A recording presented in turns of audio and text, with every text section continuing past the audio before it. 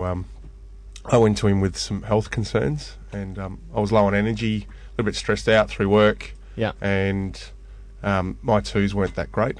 And Damien obviously saw me as a naturopath and gave me some advice on my general eating habits, and I started on the cereal. And the biggest thing that I noticed was, had breakfast between 8 and 9 o'clock. So by the time I got to 10:30, 11, I had lots of energy, whereas previously I'd been eating a lot of oats-based cereals and I was quite bloated, and it takes a lot to churn through that. So my energy I was feeling a bit flat, looking for a coffee or something to give me a lift. And what I noticed was that after a couple of weeks on it, my number 2 started to get really cool. And cool. What is cool? A cool stool. Cool stool. Comes out easy. It's kind feel of Teflon. a lot better. Teflon, not a lot of wipe, not a lot of pages. It's a couple of sheets and Teflon ghost poo.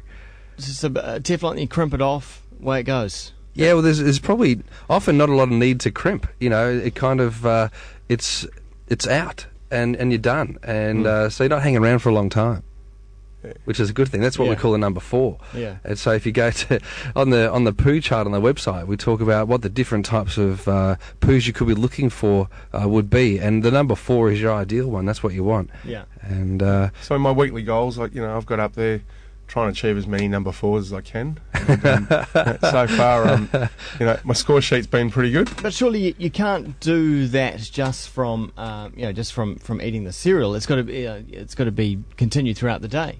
Yeah, well-balanced diet. Definitely. A well-balanced, yeah, absolutely. It's, you're not saying eating the cereal is your gut fixer for sure, but certainly when you kick off the day with a great meal and it satisfies you, you're less inclined to snack on the stuff that would bind you up. So, a lot of people start the day with a coffee. They'll then get stuck into, some toast or something, and then they'll feel hungry about 9:30. They'll go and get themselves a muffin or a croissant or maybe a panini or something, and then they'll get through to lunch and they'll go and eat something else that's kind of starchy and carby. But when you start the day with something like this here, you feel so good in the guts that you're kind of inspired to go and eat something more healthy anyway. So you start to get a better flow with food. There's something I would say about it, because I have had one packet of it before. Yeah, it's very light. There's not much weight to it. Yeah, but I'm always concerned that when stuff is light and there's not much weight, I'm not going to feel full at the end of it. Yeah, well, one of the serving suggestions, or one of the ways in which we say you have it, is to have some yogurt with it and a bit of rice milk and some berries. And so if you mix it up, if you put it with some fruit, which is obviously full of energy, it's living, and some good quality yogurt. There's a lot of great yogurts over here in New Zealand. Awesome yogurts that are rich in acidophilus, fibres and the good bugs.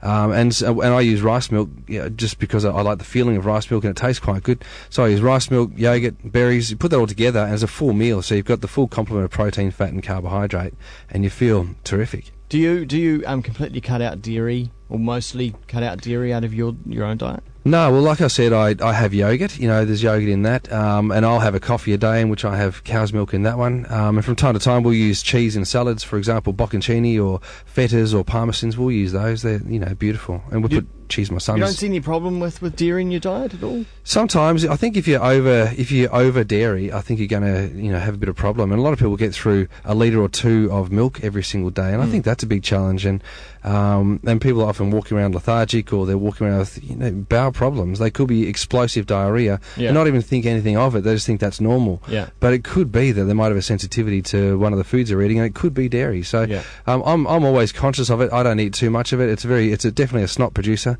And is it? Oh yeah, if I have too much dairy, I've got mucus running down the back of my throat. A lot of people do, and so I don't have a lot of it. When you really sit down, because I was brought up on dairy, but one day just in the past year, I sat down and thought, well, hang on, isn't this kind of one of the weirdest and most unnatural things that we eat?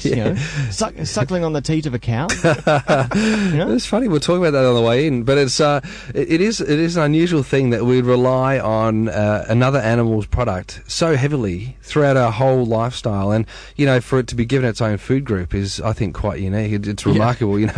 Dairy. You've got to have dairy. You've got to have processed grains, and if you're lucky, have a few vegetables and fruits and salads. That's kind of how the food pyramid's put together. But I don't agree that we should have as much dairy as what's often promoted. I think we can get calcium and other nutrients from fruits and vegetables and other bits and pieces that we'd eat. But there's certainly a push on to have a lot of dairy. And so, would you say that that examining the poo chart at World's Best Cereal is a good way of getting started about thinking about your own diet and the actual effect it has on your body. Yeah. Because, I mean, you've got 7 different types of poo there. Who knew? Look, there could be more. You could have your own variation, but there's a stool. You don't want too many 7s. No, you don't want too many 7s or 1s. No. But there's a stool chart. It was a sign. 7's out of control, by the way. Out of control. That's kind of it's weapons of mass destruction. That's right.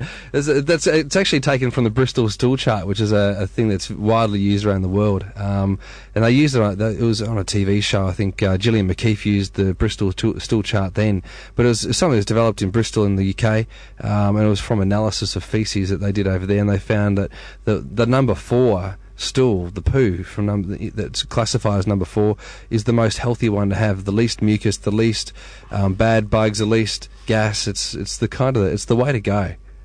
Now I'm just looking at number 4 on the chart, and it doesn't describe how it should feel. Does it? It just says that it's a winner. Well, it is a winner. Is this sample time, Damien? Well, no. Do you want to race out, Mark? There's an email that's floated around for years, and it talks about the ghost poo and the Teflon poo and all of those. And it's kind of that's what you want. You want a ghost one, the one that's kind of Teflon, leaves no coating and disappears. That's kind of what you want. Leaves very little linger. There's no poo linger. Yeah. So that's what you're after. No linger. No linger for the person who's visiting after you. That's right. Or when you walk down the hallway, you don't want that linger to follow you. It's kind of that's the thing. Yeah. It's particularly important. So I mean, as a business story, I mean, this sounds like a great story. It's catching on. The cereal, and it's getting a bit of attention.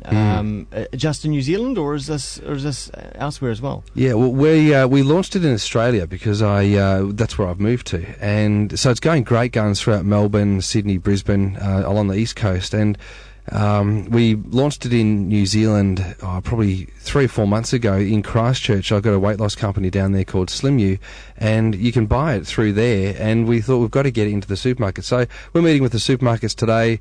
We're hoping to get it into Nosh. We're hoping to get it into other places. So, we're not in the stores yet. We're online, and you can buy it online, through Christchurch or from Melbourne. Yeah. Okay. All right. Well, thanks very much, Dr. Damien Christoph and Mark Hanna, for coming on in and telling us about WBC and for examining your own poo and letting us know what's good and what's bad. Thanks, Wammo. Cheers.